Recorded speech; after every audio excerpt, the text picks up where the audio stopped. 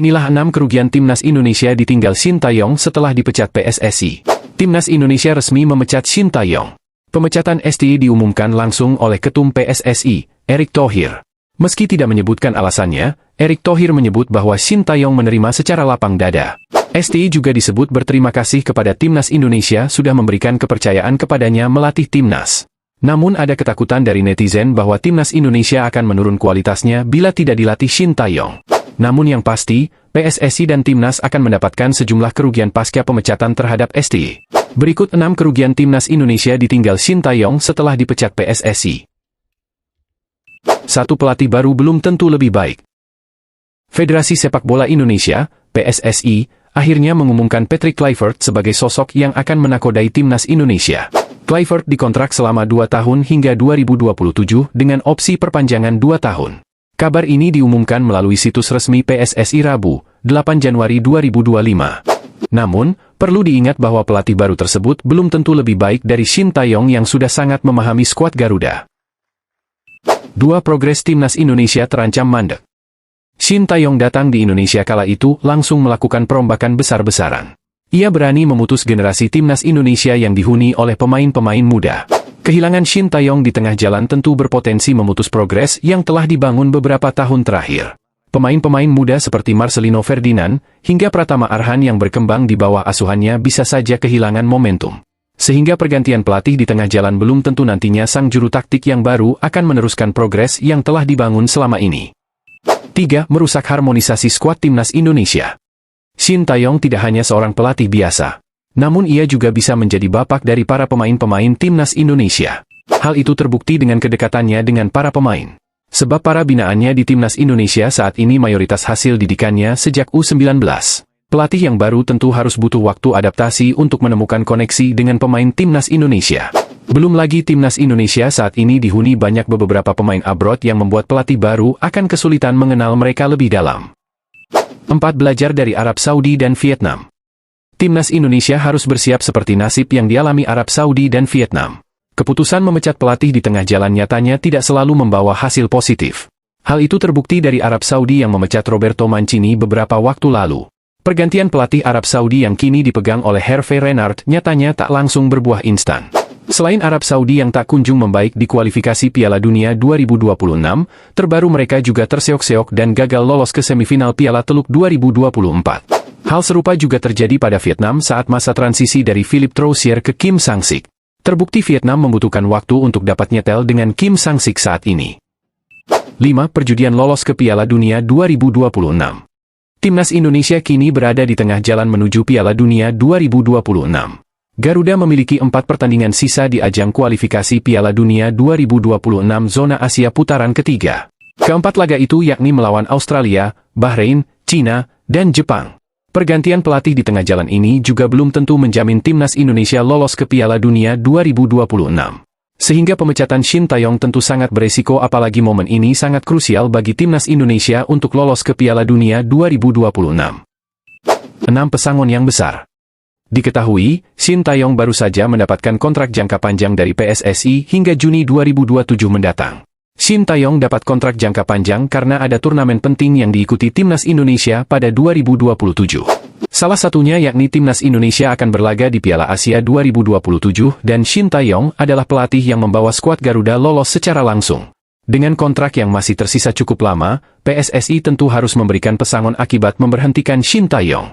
Diperkirakan PSSI harus mengeluarkan biaya yang cukup banyak untuk membayar pesangon pelatih asal Korea Selatan tersebut.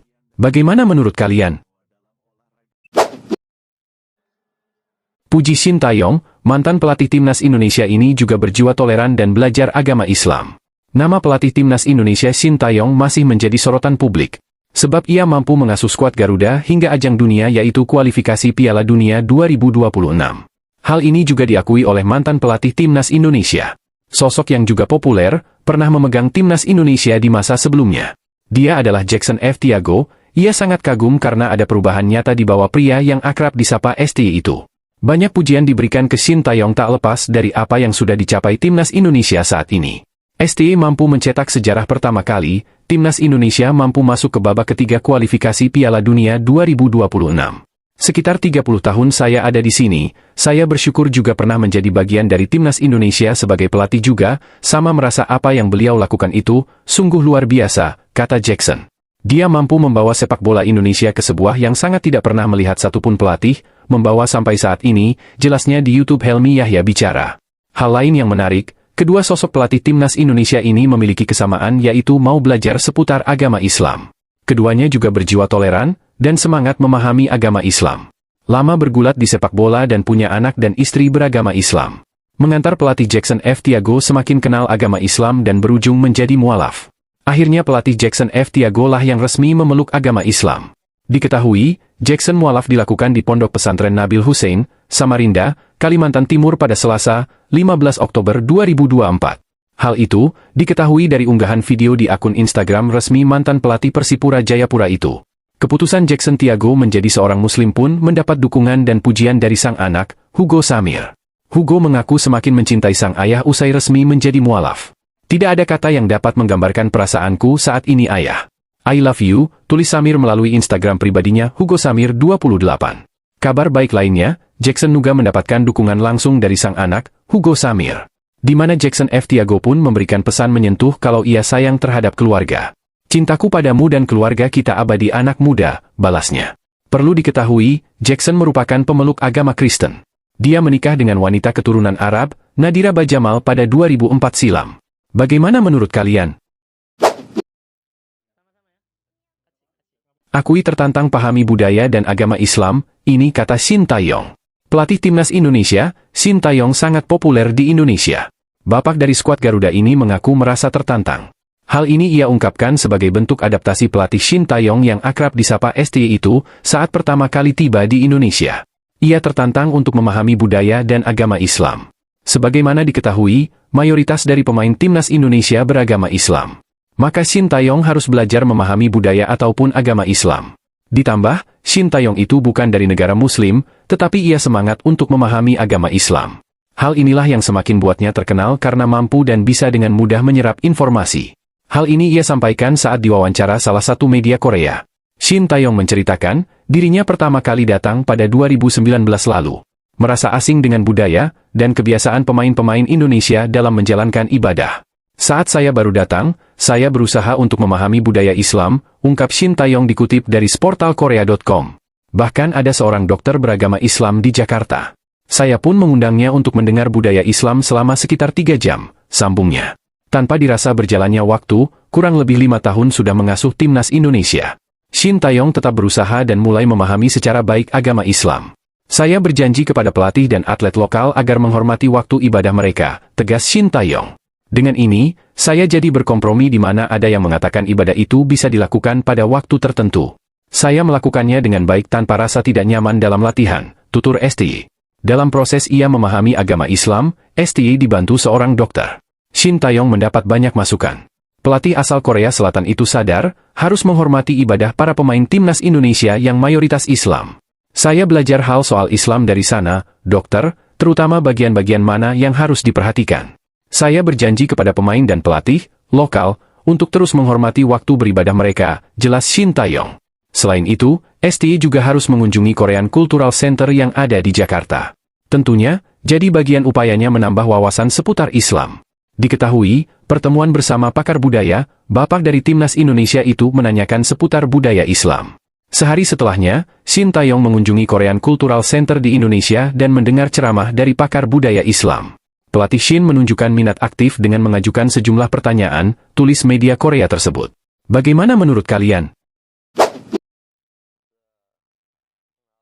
Mengaku lebih senang main di Indonesia ketimbang bermain bersama Wolverhampton Wanderers, ini kata Justin Hubner. Justin Hubner ungkap lebih senang main di Indonesia dibandingkan dengan klubnya. Bek berbakat tersebut secara terbuka mengungkapkan pilihannya antara bermain untuk timnas Indonesia dan membela Wolverhampton Wanderers U21. Dalam sebuah wawancara, pemain kelahiran Belanda ini menyatakan bahwa bermain untuk skuad Garuda memberikan kepuasan tersendiri yang sulit ia dapatkan di level klub, meskipun bermain di klub Eropa sekelas Wolverhampton U21. Menurut Hubner, bermain di timnas Indonesia bukan hanya tentang kebanggaan mengenakan seragam merah putih, tetapi juga tantangan yang lebih besar. Tekanan yang datang saat bermain untuk timnas Indonesia dianggapnya sebagai pengalaman berharga yang membentuk mentalitasnya sebagai pemain profesional. Mungkin bagi saya terasa lebih istimewa ketika saya kembali ke timnas dibandingkan kembali ke klub saya, ungkap Hubner, seperti dikutip dari kanal YouTube Indosat Oredo Hutchison. Hubner menjelaskan bahwa suasana saat membela timnas Indonesia berbeda jauh dengan bermain di Wolverhampton U21.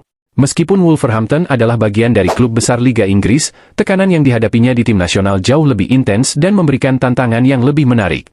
Pilihan Hubner untuk mengutamakan timnas Indonesia tidak hanya didasarkan pada aspek teknis, tetapi juga emosional. Sebagai pemain yang memiliki kesempatan bermain di level internasional bersama Indonesia, ia merasa mendapat kepuasan lebih ketika bisa berkontribusi bagi negara yang memiliki sejarah panjang dalam sepak bola Asia Tenggara. Di Wolverhampton U21, ia memang menjalani peran penting sebagai salah satu pilar di lini pertahanan. Namun, atmosfer yang ia rasakan bersama timnas Indonesia memberikan pengalaman unik yang sulit ia temukan di klub. Bermain di timnas memiliki nilai yang berbeda. Saya merasa ada tanggung jawab besar di sana, dan itu membuat saya semakin termotivasi untuk memberikan yang terbaik, tambah Hubner. Sebagai pemain yang memiliki darah campuran Belanda Indonesia, Hubner merasa bangga bisa membela timnas Indonesia di ajang internasional. Ia mengaku, dukungan luar biasa dari para supporter Indonesia adalah salah satu alasan yang membuatnya merasa istimewa saat bermain untuk negara. Sorakan dari ribuan penonton di stadion, tekanan dari lawan, hingga ekspektasi tinggi dari masyarakat menjadi tantangan yang ia nikmati setiap kali mengenakan seragam timnas Indonesia. Hubner juga menekankan bahwa pengalaman ini memberikan pembelajaran penting dalam karir sepak bolanya. Atmosfer di Indonesia sangat berbeda. Dukungan dari supporter membuat saya semakin bersemangat.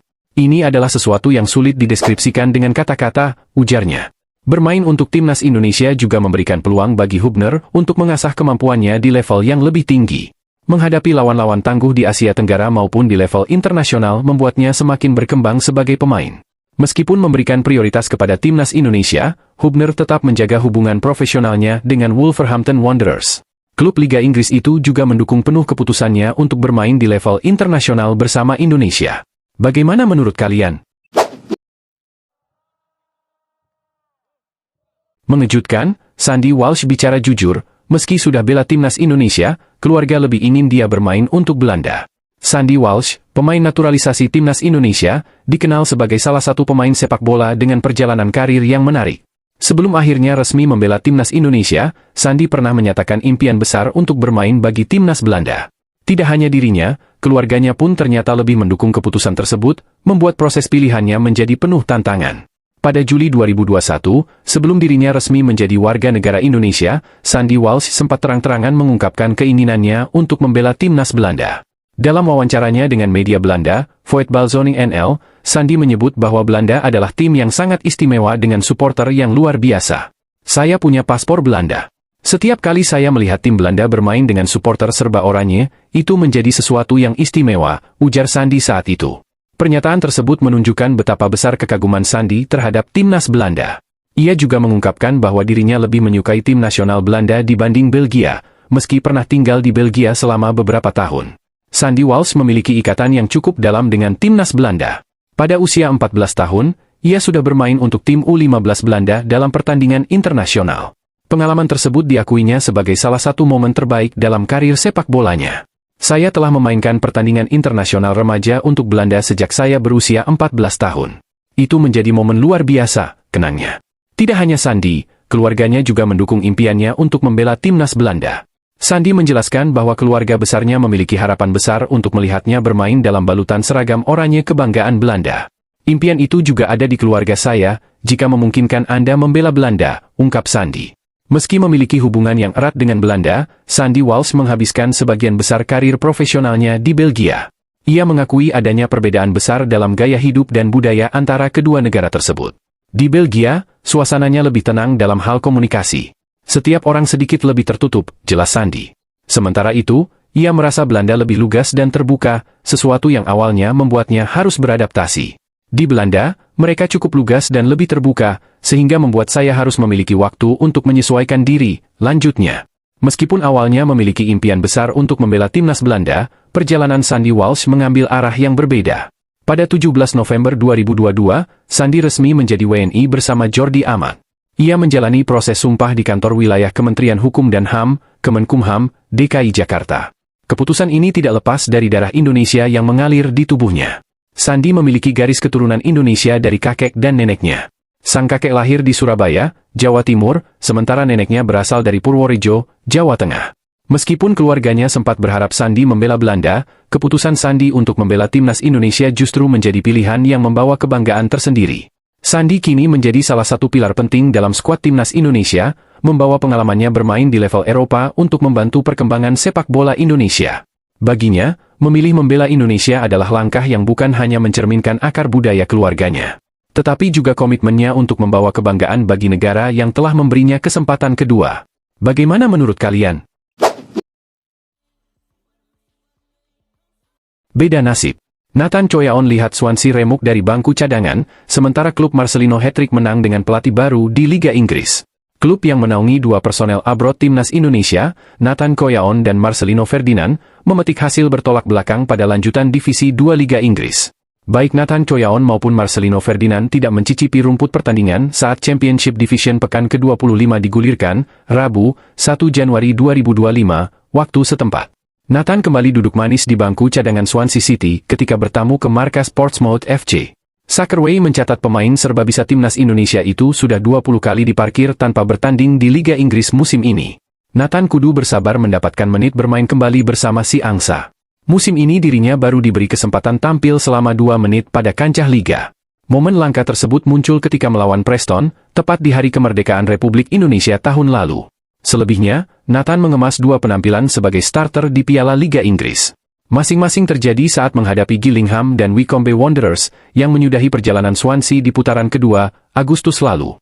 Pekan ini, pemuda 23 tahun kelahiran Rotterdam harus menyaksikan rekan-rekannya dilibas Portsmouth 4 gol tanpa balas. Gawang tim asuhan Luke Williams diberondong gol-gol Josh Murphy, Patrick Lane, Riley Towler, dan Colby Bishop. Hasil minor tersebut merupakan kekalahan ke-10 Swansea City musim ini, sekaligus yang paling telak. Klub yang terdegradasi dari Premier League musim 2017 hingga 2018 itu harus terjun ke peringkat 12 klasemen Championship. Si angsa baru meraup 33 poin dari 25 pertandingan. Sementara itu, 2 jam sebelumnya Oxford United meraih kemenangan vital di markas Millwall FC. Klubnya Marcelino Ferdinand menekuk tuan rumah 1-0 berkat gol tunggal Ruben Rodriguez.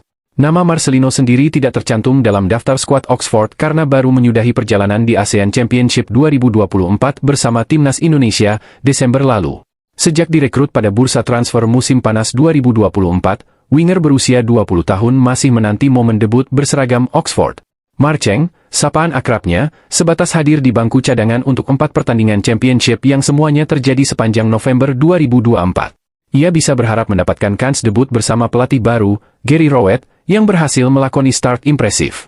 Menggantikan Des Buckingham per 20 Desember 2024, Rowett membawa Oxford merangkai 3 kemenangan beruntun di 3 partai terakhirnya. Kemenangan 1-0 atas Millwall pekan ini menyusul 3 poin atas Cardiff, 3-2, dan Plymouth, 2-0.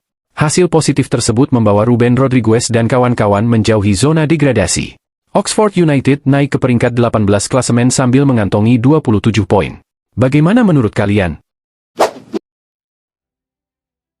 Martin Paes ungkap satu kota di Indonesia yang begitu spesial di hatinya, berikut pengakuannya.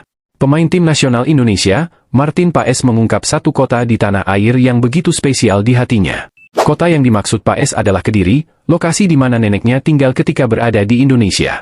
Martin Paes tak memiliki darah Indonesia, namun ia memiliki ikatan dengan Indonesia karena neneknya. Hal itu pula yang membuat kiper FC Dallas itu bisa dinaturalisasi menjadi warga negara Indonesia pada April 2024 silam. Pemain FC Dallas itu bisa dinaturalisasi karena sang nenek merupakan seorang Bleachverse, sebutan untuk pendatang berdarah Eropa murni, yang lahir di Indonesia. Nenek Martin semasa hidupnya sempat bermukim di kota Kediri. Sang nenek pun sering menceritakan kisah serta kenangan indah soal kota tahu tersebut kepada Martin. Karena alasan itulah, Kediri menjadi kota yang sangat spesial untuk Paes. Ia pun ingin suatu saat datang ke Kediri agar bisa merasakan apa yang selama ini diceritakan oleh neneknya. Ya, saya tahu betul. Saya mendapatkan banyak cerita tentang kota ini dari nenek saya. Kediri adalah kota yang sangat berkesan baginya. Beliau selalu bercerita dengan semangat tentang apa saja yang ada di sana, kata Martin dilansir dari Kita Garuda. Beliau sangat merindukan tahun-tahun terakhirnya saat di sana, bercerita juga tentang beberapa momen saat bersama saya di sana, tambahnya. Saat ini sosok yang sering menceritakan keindahan kota tersebut kepada Paes sudah tiada. Nenek Martin Paes wafat pada awal tahun 2024 ini karena penurunan kondisi kesehatan. Saya menantikan kesempatan untuk mengunjunginya lagi karena sebulan sebelum beliau wafat, kami membicarakan banyak hal tentang kota ini, tentang kenangan-kenangan di sana, cerita-cerita indah yang menjadi bagian dari kenangan saya juga, imbuh Paes. Sementara itu, Martin Paes hingga saat ini sudah menjadi andalan di bawah Mister Gawang Timnas Indonesia. Dia sudah mencatatkan 6 penampilan bersama skuad Garuda. Bagaimana menurut kalian?